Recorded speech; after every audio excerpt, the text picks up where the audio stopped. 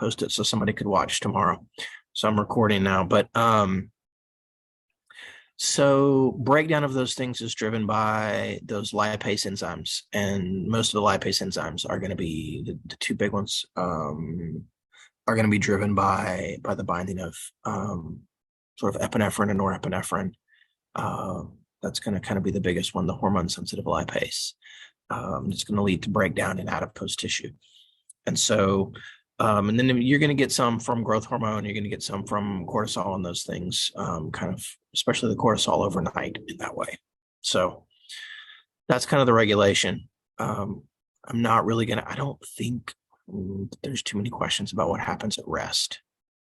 So Okay. for the most part, it really is, right? Like this is kind of what's happening during exercise. Okay. All right. That's all I have for right now. Okay. I have a question. During class one day, you had an example of like you were holding two water bottles and you like filled one up. I can't remember what you're talking about. It was like blood glucose and like glucose. I don't know. Can you like go over that again? Do you remember what I'm talking about? I remember doing that, Claire, but I do not for the life of me remember exactly what it was that I was. Okay. Does anybody else remember what example I was trying to do? I might have wrote it down on my slides. 1 second. It could have been an example, Claire, that like the bottle was your blood glucose or something, and as you're beginning to start to exercise and you draw the glucose out of the blood, right?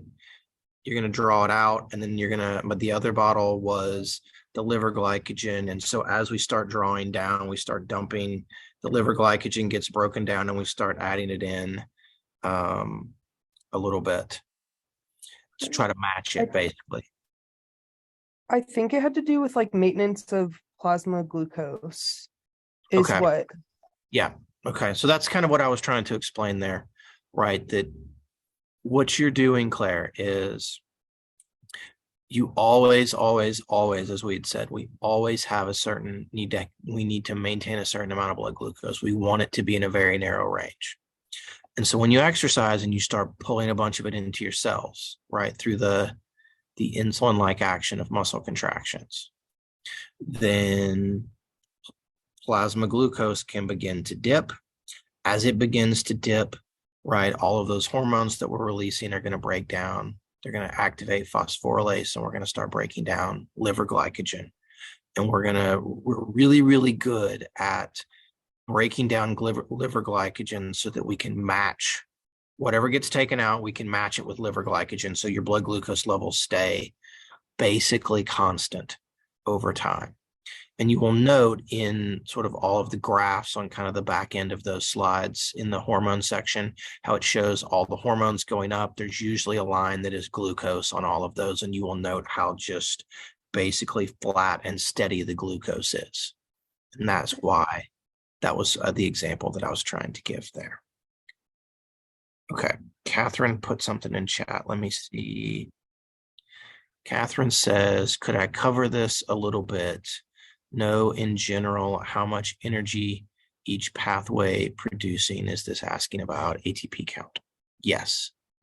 And so it's asking about ATP count, but remember, I told you guys, you do not have to specifically know how much how much ATP you're getting, right, from the Krebs cycle and how much you're getting from the electron transport and those things. What the general part of that is, right? If I break down an immediate pathway, so I break down ATP, I do the myokinase reaction, or I do the creatine phosphate reaction, I get 1 ATP. If I do glycolysis, I get 2 or 3. And then if I do the aerobic pathways, I get a very, very, very large amount, like 10 times that amount, or almost, almost like 12 times that amount. Like you get, depending upon what book you read, you get 38 or 39 or 37 or something like that if it's glucose, but you get like 112 if it's fat. So the idea behind that, Catherine, is just very simply the immediate phosphagen pathways get you a tiny amount of energy. You get a little bit more than that with glycolysis, and then you get a huge amount more with aerobic. That's the relative kind of contribution. That's the general contribution.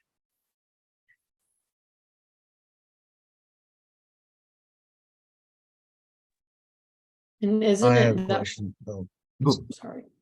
you can Matt, go. go ahead. Okay. So the time about the hormones during prolonged exercise, like it all makes sense looking at the graph, but cortisol, I just want to know why in the beginning of exercise it I don't like know. I don't know why it goes spikes. up and it comes down. Okay. It was I just mean, I throwing could me look it off a up. little bit. I could look it up, but it's not of any, like, I think it's important to understand that it goes up and then it comes down. But my sense is that part of whatever the feedback loop for the whole thing is, that as exercise goes, you're getting enough release of other things that are going to provide some level of feedback for the cortisol. Sorry, I can try to Google that right now while we're going. But I off the top of my head, I don't remember. So if I don't remember, I'm not going to ask you guys about like what that is. But it's important to know that it goes up and it comes down, and that makes it unique. Okay. Okay. Thank you. Claire, you started on something. It's kind of just dumb. I was just like clarifying what you were saying, so I think I'm all good. You sure? Yeah. Oh, but I was gonna ask like if anyone has found like a YouTube video on glycolysis, because I'm like having trouble remembering, or like I don't know, just going through this whole paper trying to understand everything. So if anyone's found like a video that they think has helped, then please share it. Things that I need to make is what I'm hearing Claire say. I need a nice how to. Claire, what goes into glycolysis? Isn't it glycogen sorts of It could be, but what's the initial substrate? What like bring carbs into yeah, it? like, but what is the specific carbohydrate? Um, I don't know. It's glucose, right? It's Okay, glucose. yeah, it's on your paper. I guess I'm just Yeah, no, that's overthinking. okay. But all that you need to know, right? It starts with glucose. That glucose may have come from the bloodstream, or it may have come from glycogen in the muscle. Okay. That glucose is going to get broken down, split in half, right? We're going to add a couple of phosphates to it, which costs us some energy. And then we're going to break it down as it moves itself down towards pyruvate, right? Glucose goes in, pyruvate comes out. Mhm. We put some energy in, we make twice that amount of energy back out. We take some electrons off along the way, put them onto NAD and make NADH. And then once it gets to pyruvate, right, then it's either going to hopefully go to the Krebs cycle, if it can, using the PDH enzyme, right? Or if there's too much pyruvate and it doesn't get a chance to bind to PDH, then it will get hopefully bound up by LDH and it will get converted into lactic acid and it gives the electrons back. And we start the whole thing over again. And that's really all that there is, right? It's really all that there is. And the rate limiting step is controlled by which enzyme? That's an important. What's the rate limiting enzyme? Isn't it the PFK? That's right. It's PFK. There you go. I know that's easy. And Jordan has just put what she thinks is, she's got a YouTube link in the chat, guys, on that. So.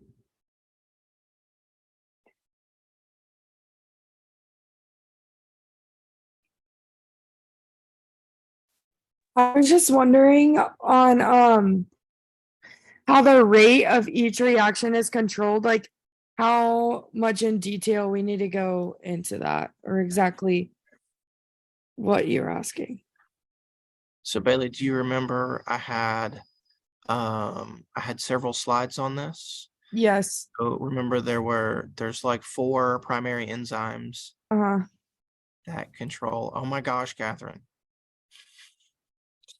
There's 4 enzymes that are the primary control enzymes of glycolysis, right? So there's phosphorylase that controls the breakdown of glycogen. There's PFK that is the actual rate limiting step in glycolysis. Then there's LDH and PDH. And those things outside of phosphorylase, but really phosphorylase a little bit too.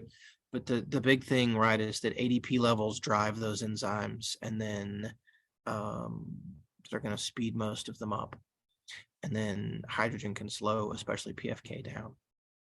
And then, so that's sort of glycolysis, right? On creatine phosphate, it's just ADP and creatine phosphate.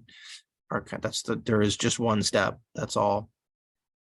The Krebs cycle, right, is controlled by, in some ways, it's controlled by the ability of the electron transport chain to get us an AD back, right? You go through the Krebs cycle. The primary thing that happens is that we're pulling electrons off as we break things down.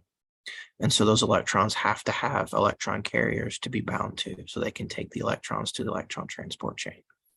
So in that particular way, the ability of the electron transport chain to get NAD and FAD and send them back to the Krebs cycle controls the rate of Krebs. It has a rate limiting enzyme, right? But the primary thing is that. And then the electron transport chain is controlled by how we can move the electrons down, sort of like down the cytochromes and those things. We're gonna go there, and then if we have oxygen and stuff, that's going to be present. So that's kind of those are the big things, and it's really that simple in some ways, guys. If you just know the things that are on like those 3 slides, you're going to be great. Okay, thank you. Mm-hmm.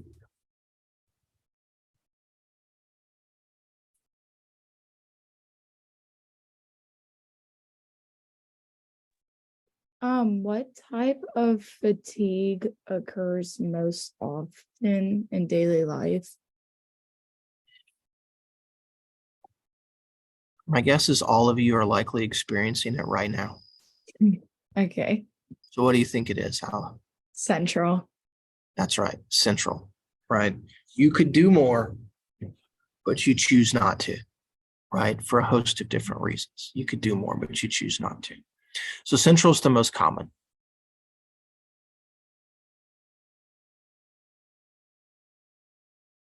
I have another question. Of course, Jordan. So for O2 deficit, since the energy it's not coming from aerobic metabolism Mhm. or like anything like that along the lines of Krebs and whatever. And it says it takes like 2 to 4 minutes to supply again. So then where would it be coming from? So if we're not getting it from aerobic, like what are our options then? Like what is left if it's not aerobic? Oh, so then aerobic. Mhm. Okay. So Okay. oxygen deficit is right. So aerobic's trying to run as fast as it can, but it's not giving us enough. So we just have to make up that deficit in some way. So it's going to be with anaerobic. So it's the breakdown of creatine phosphate, right? It's glycolysis, it's myokinase. Okay. And like That's what lactic acid and everything like that. Mhm. You will Okay, generally thank you. make more lactic acid at the onset of exercise if it's sort of some sort of kind of a reasonable, moderate to kind of somewhat vigorous intensity, steady state exercise. You'll make some lactic acid at first in the first like 3 or 4 minutes, and then it'll all get kind of shuttled away. Okay. Thank you. Mhm. Yo, are we gonna have to draw this whole diagram that you gave us and print it out? What diagram, Colin? The glycolysis, I'm pretty sure that you drew. No, No, negative. Awesome. Thank you. not asking you to do any of that. You don't have to draw that. Now, I might ask you, right, like what goes in, what comes out. I might ask some of those kind of simple things, but you will not be asked to recreate that thing. All right, that's awesome. Thank you. Unless you just really want me to change a question at this point. No, please. Okay. Let me since Jordan asked about O2 deficit, let me ask an epoch question. Okay. So you guys remember in class that I told you that epoch, right? You can measure people's epoch and use that as an estimate of how aerobically fit they are, like how well their aerobic metabolism works. Okay. Do you think you could use epoch to actually estimate how much anaerobic metabolism they had to use during O2 deficit?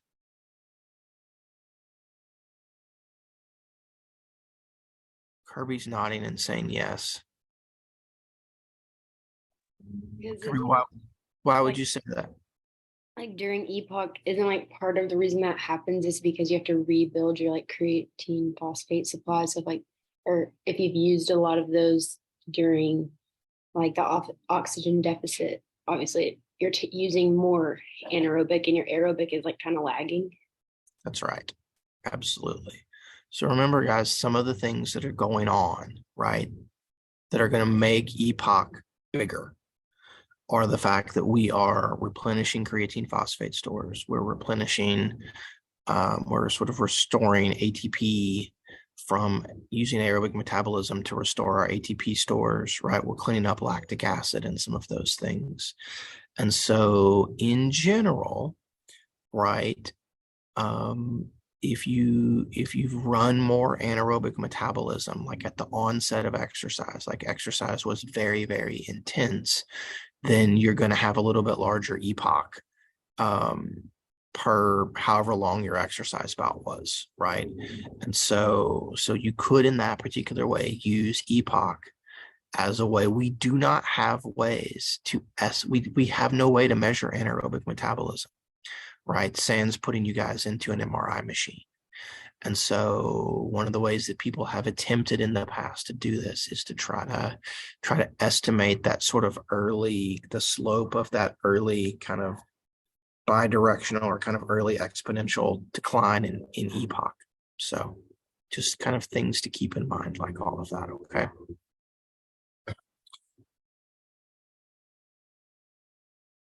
Are you going to want us to draw out that like epoch in like oxygen deficit, like square with the, No, okay.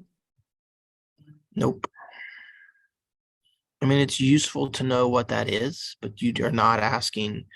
I really tried to not make you guys have to draw as much, given what happened with the neuromuscular junctions and things. Y'all have me a little gun shy, which probably means that that's the stuff y'all are preparing for this time on all of that. So no, but I mean, it's useful to know, like, what is oxygen deficit? What is epoch? What are the things that are contributing to epoch? Like, what does it mean if it's bigger or smaller, and those kinds of things. But I'm not specifically asking you to draw that, that curve.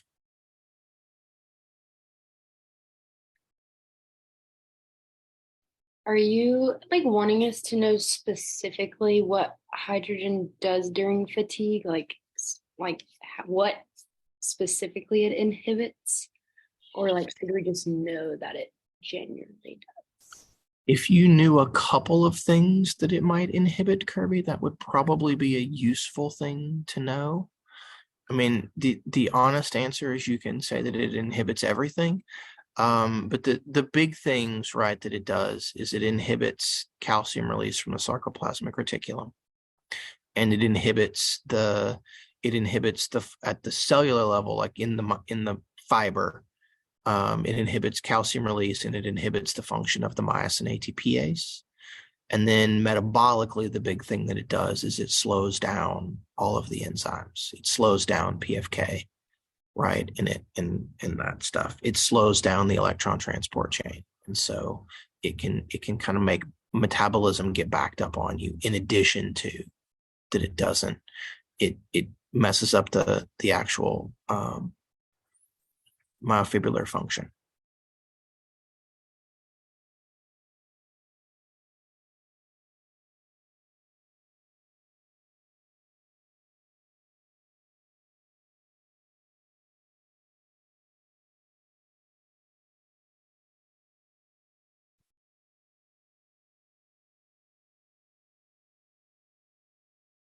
What else we got, guys?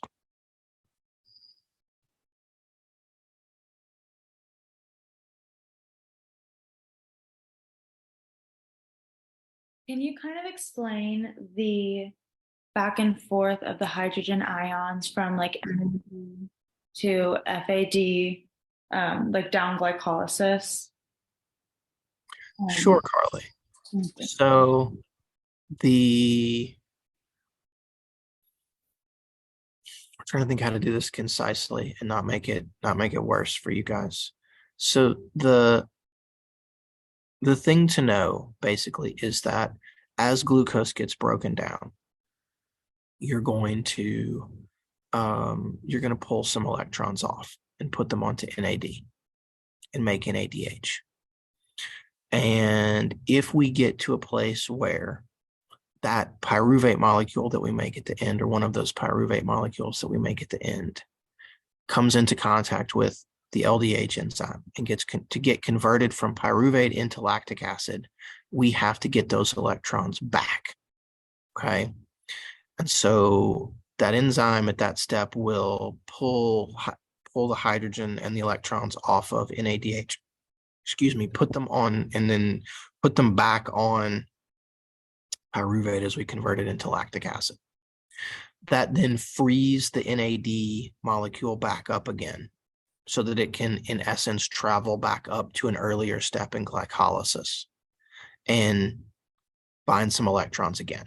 So that way, when we do it in that way, it's going to allow us, in theory, to have an ability to free up those NAD molecules so we can continue to, at the very least, run glycolysis and convert glucose into lactic acid and keep that rolling if we need to.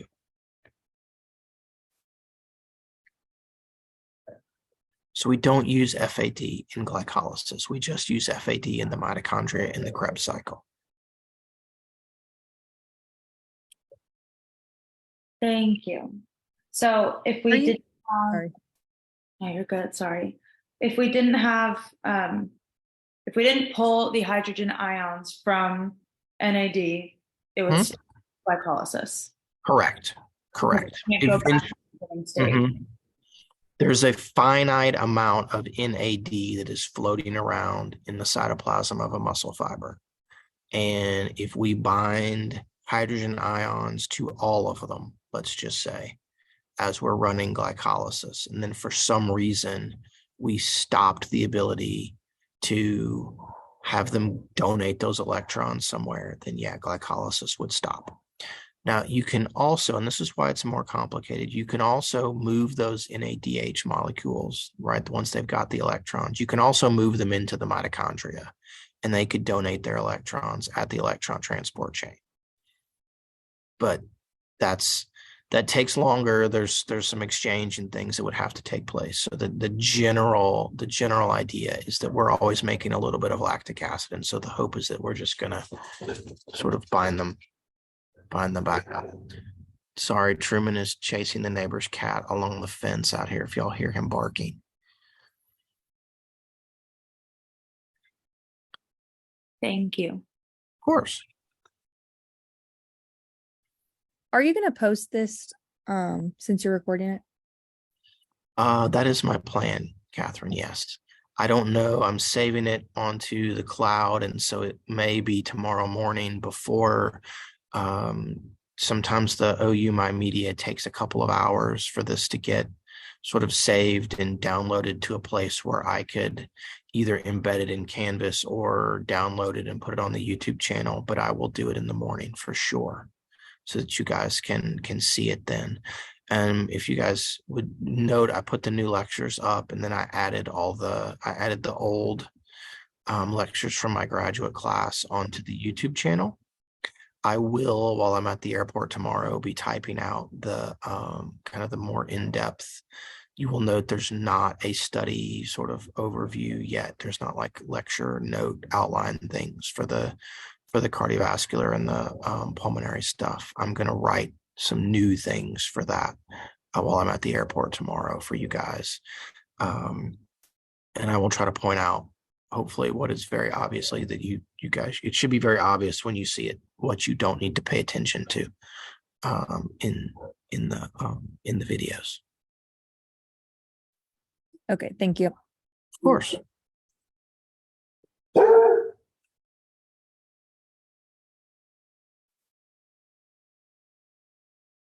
He sees the cat literally every day, all day long. True, come here, bud. Truman, come here.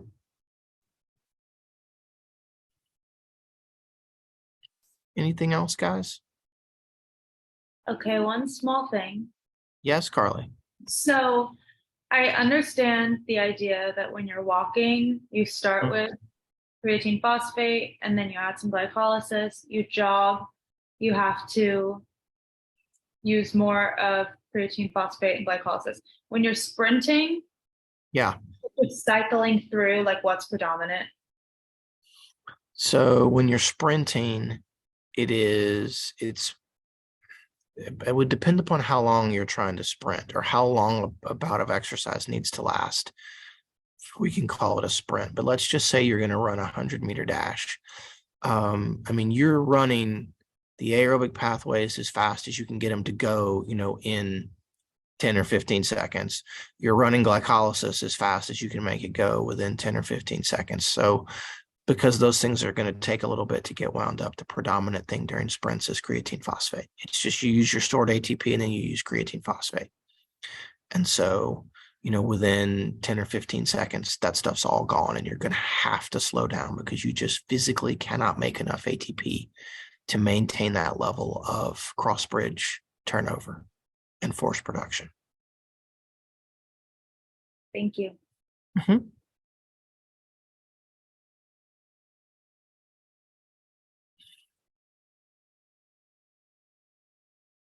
Braden, there's not a specific question on, do you know the 7 or 8 steps that I outlined on beta oxidation for free fatty, like breakdown of free fatty acids?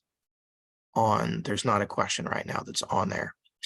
That's not said that there's not questions that may have something to do with how we use fat for energy or the process, right, of using it that is sometimes called beta oxidation, or that we have to break it down out of adipose tissue and get it to the cells. But there's not anything specifically on like, please write out these steps of what this is and name all of the steps and tell me precisely what's happening in every one of those steps or anything. Gotcha. Thank you. I really, really, really tried, guys, to make the metabolism stuff like some of the, if you know what goes in, you kind of know what we're going to get out, and you know what we're going to use in different sorts of exercises, right? Kind of relative.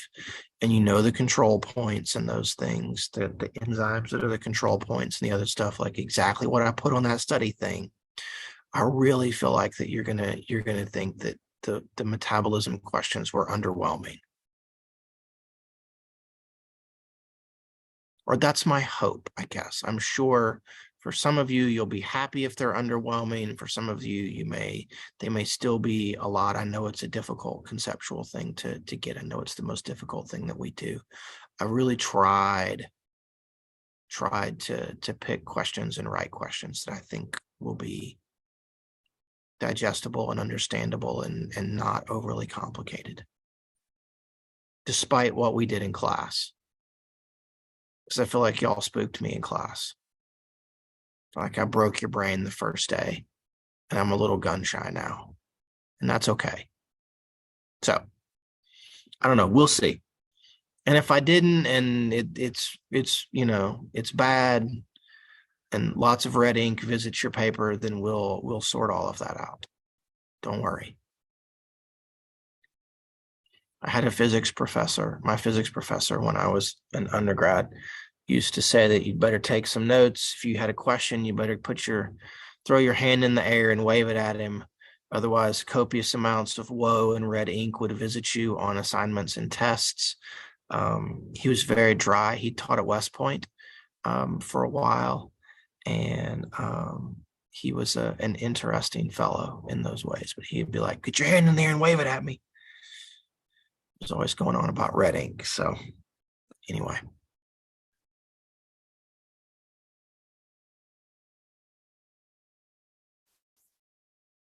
Okay.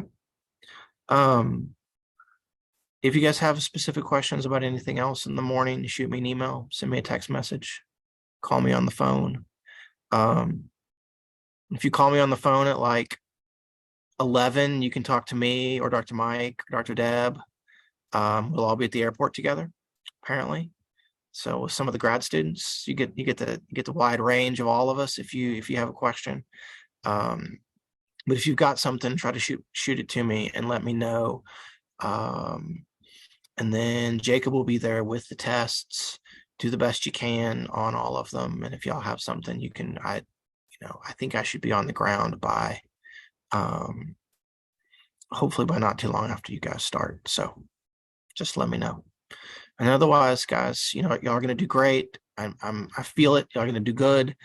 And then have a good rest of the week. And then I will see you guys on Monday of next week. Okay. Okay. Thank you. Bye, Thank guys. you, Dr. Black. Thank you.